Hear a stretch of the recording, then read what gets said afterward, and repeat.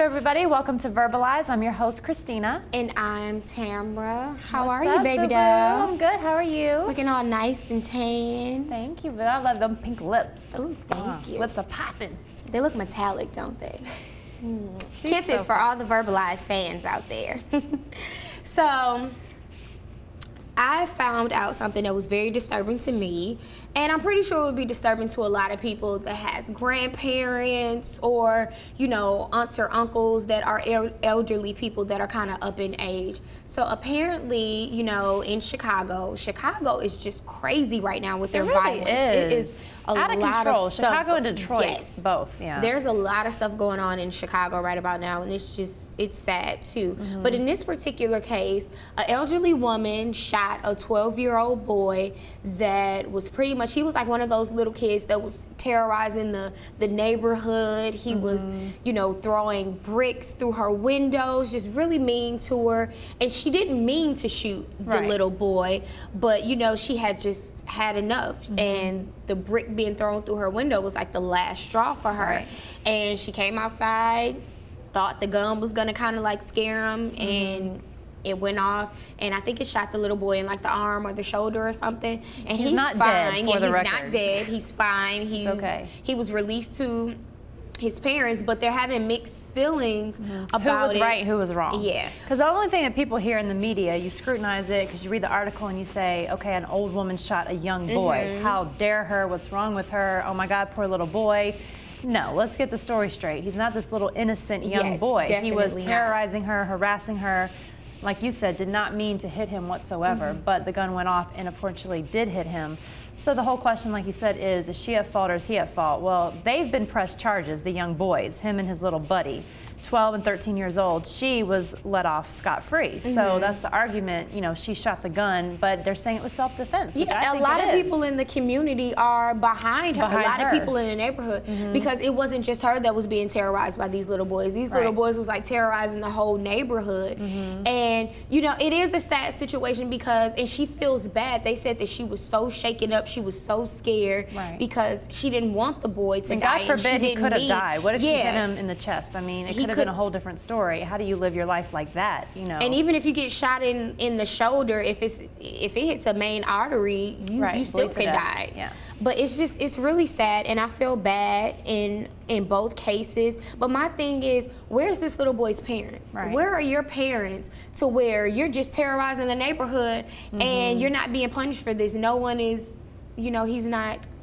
Exactly. I don't understand it. It's a very unfortunate situation, so violence needs to stop. It's really sad, and hopefully it doesn't turn into a retaliation type of thing.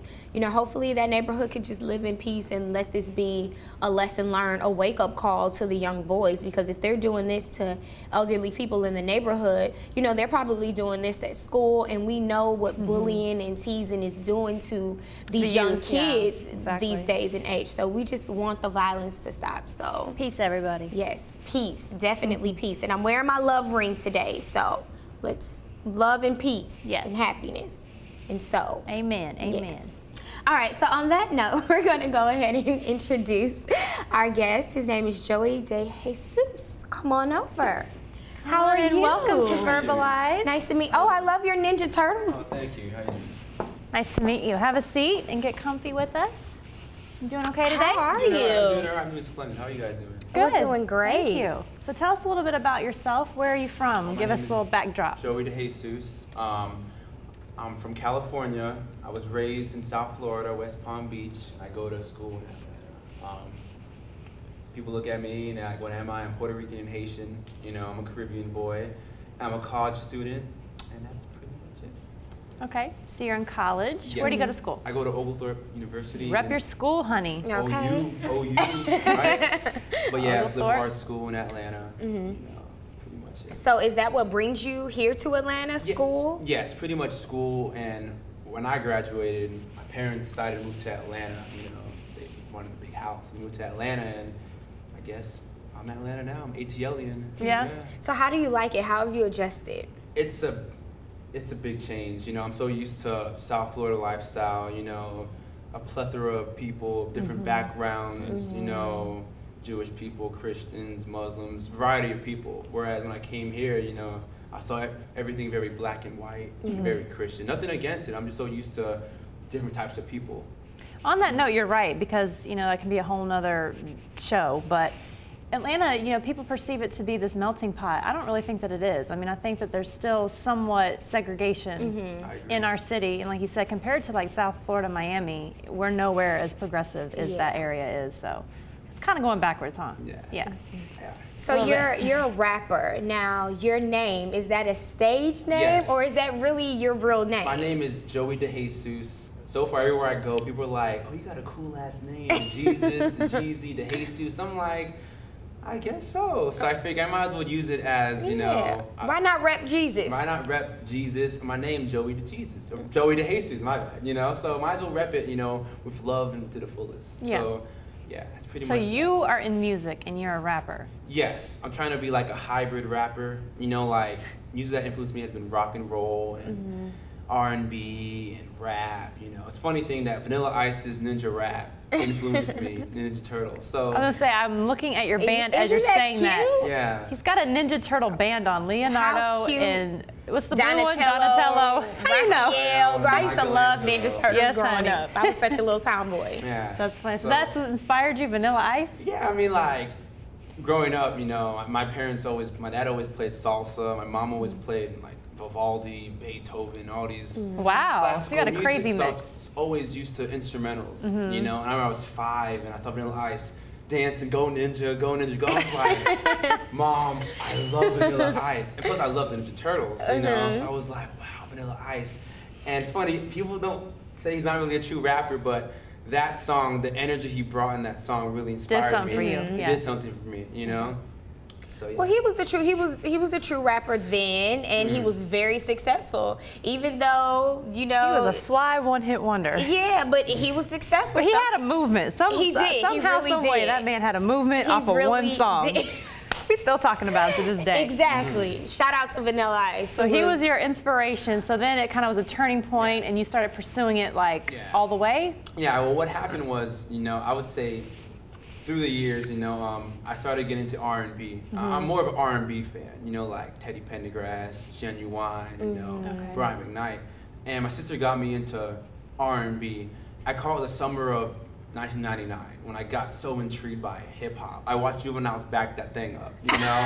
I mean, he's not much of a hip hop artist. I'm not expecting you to say that. You know, but I'm saying, when I saw that, I was like, whoa. And I saw Genuine so anxious, and I was like, whoa, you know, and that really got me into, you know, hip hop and R&B, and it's just funny. You've been hooked ever since. Ever since Nick Lachey was 98 Degrees, I got kind of hooked on, you know, the whole lovey-dovey music scene. So and he's a cutie. That really got me into it, just the variety of music, you know. I started taking it serious when I realized that one thing, okay, I started rapping maybe a couple years ago, you know, but wasn't really serious, you know, and I made like a track in like my room, bad quality microphone and everything. And I put it on MySpace Music, right? And a week later, I got an inbox from, I'm not sure if you guys are big on, you know, producers, but The Alchemist. He's a big producer, hip hop. He did Mobb Deep and stuff. He hit me up. He's like, yo, I'm liking your track. And I was like, he's liking my track? You know, and that was 4 years ago. And I was figured, you know what, maybe I should build on that support, you know, build upon that momentum, you know. So what I would like to know is, based off of what you just said and all the artists that you like, what in the world is your style? My style is pretty much, I call it an eclectic, electrifying style. You know, it's pretty much motivating and positive music. You know, like, it's very clean. You know, I understand you don't use any cursing. I don't use any cursing because I figure, you know, there's so many, as a college student, I'm taught so many different ways to express different words. You know, if someone makes me mad, the easy thing to say is as an obscenity that represents you're mad. You know, I figure, say, you know, oh, I was so, you know, disappointed, you know, I was so livid, I was in an atrocious state of mind, you know, different types of ways to express yourself. You know, I'm trying to just bring that college hip hop, the lyricist hip hop back. Because the average rapper that's out right now would be like, yo, what you call me? They wouldn't have any idea of what the words mean or anything of that nature, because you don't fit the typical rapper bill. Right. Like, you don't even look like a rapper. And that's you just look like a nice college guy that wants to be an accountant or something. I don't know. A lawyer, yeah. So what are you going to school for, though? I'm studying political science, and I realized after studying it, I do not like politics. I'm burnt out of that. But I want to, go to law school. I want to study either contract law or sports and entertainment law. Okay. How do your family feel about you being a rapper? Is it something that they support, or are they really like focused on school? My parents are pro school. As long as I'm getting my education, as long as it keeps me out of trouble and it's a hobby, then yeah. But I'm like, Mom, I still want to go to law school. So you're good with time management. You know how to juggle everything. Yeah, it's really hard, Okay. Well, tell us about some up-and-coming projects that you may have that you're working on. Well, I'm working on my first mixtape. It's called Chivalry is Dead, the Clark Kent mixtape. It's a spin-off Dave Chappelle's quote, "Chivalry is dead," And people look at me, I try to get that Clark Kent kind of swag, and Clark Kent Superman, he's all about the ladies, saving them out of burning buildings, and I want my mixtape to show people that chivalry is still alive. It's just dormant in most of us men. Ex-wives. Okay. So that means when we leave out of here, you're going to get the door from me, right? Yes. Both of you. That's nice. I like that you're thinking on a different level. And you know what? You're going to have to probably work hard to get a fan base that accepts that, but you keep doing what you do, and I think that's a very positive message, so that's wonderful. So go ahead and shout out to the camera where people can listen to your music, where if anyone is interested in booking you, they can contact you at. Well, music-wise, if you want to watch some of my tracks, hit up youtube.com/Joey DeJesus, the Jesus Music. Facebook, Joey Fresh Music, email joeydejesusmusic@yahoo.com. That's pretty much it. Contact me. I'll be gladly to respond back. Okay. Well, thank you so much for joining us. For being we wish here. you the best of luck. So keep us updated with how things are progressing with you. Thank you. I appreciate it. You're welcome. Thank you. And thank you at home for watching. Be sure to tune in daily for more great guests and great hot topics. I'm Tamara. I'm Christina. Thanks for watching.